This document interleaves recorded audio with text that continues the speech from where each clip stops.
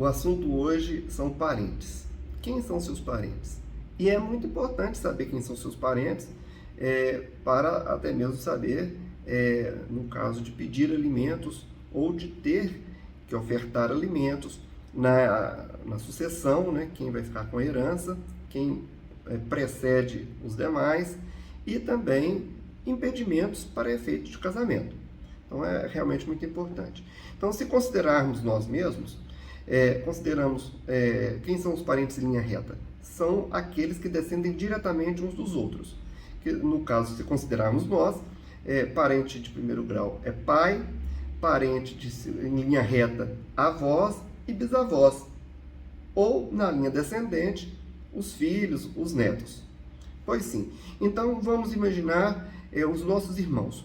Qual é o grau de parentesco que estamos com os nossos irmãos? Consideramos parente de primeiro grau é pai, parente de segundo grau irmão, parente de terceiro grau sobrinho e parente de quarto grau sobrinhos netos.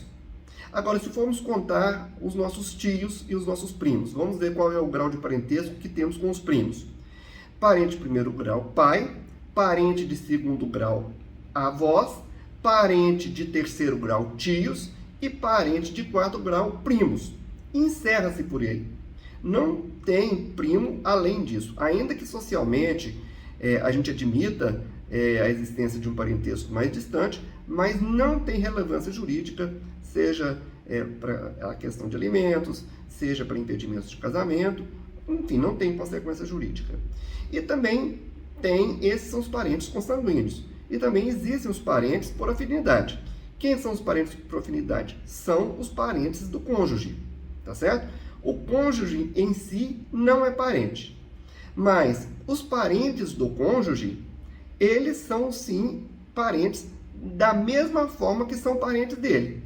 Então, o sogro e a sogra do cônjuge são seus parentes de primeiro grau. Os enteados do cônjuge, os filhos do cônjuge, também são seus parentes em primeiro grau. Os irmãos, seus cunhados, né, os irmãos do cônjuge, são seus parentes em segundo grau. E assim por diante, tal qual a linha que a gente relatou anteriormente. É muito bom entender sobre essas situações para verificar os impedimentos que há para o casamento e para as outras situações, inclusive hereditária. Temos que lembrar uma questão. O divórcio com o cônjuge não encerra o parentesco estabelecido com os parentes em linha reta do cônjuge. Então, os enteados continuam sendo parentes de primeiro grau, a ex-sogra, o ex-sogro, tá certo? A avó e o avô do seu cônjuge continuam sendo seus parentes eternamente, ainda que haja o divórcio. Então, é bom ter isso em mente.